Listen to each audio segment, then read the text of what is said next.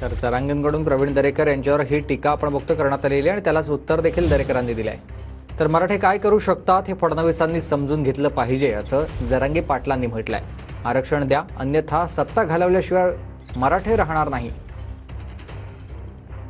सरकार मला कधीही मारू शकतं तरीही मागे हटणार नाही असं देखील जरांगे पाटील म्हणतात। मनोज जरांगे पाटील यांनी राज्य सरकारवर निशाणा साधलेला आहे। 2 वाजताची बैठक 8 वाजता सुरू झाली तरी एकही मराठा जागेवर हलला नाही। यातूनच संदेश जातो, देवेंद्र फडणवीस साहेबांनी समजून घेतलं पाहिजे मराठे काय करू शकते।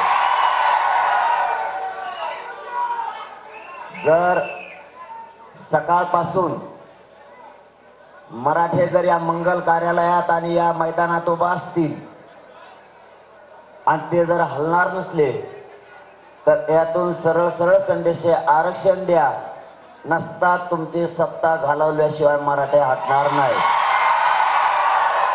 माझ्या समाजाचे लेकरं मोठे व्हावेत म्हणून मी दर दिवस सरकारला शिव्या देतोय आणि त्यांची दुश्मनी माझ्या अंगावरती घेतली।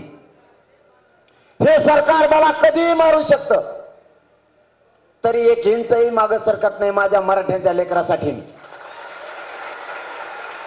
मुलाला एकदा जवळ घेऊन विचारून बघा त्याला काय लागतंय आणि आरक्षणाची किंमत सुद्धा विचारा त्याला काय किंमत, मग तुमचे डोळे उघडतील।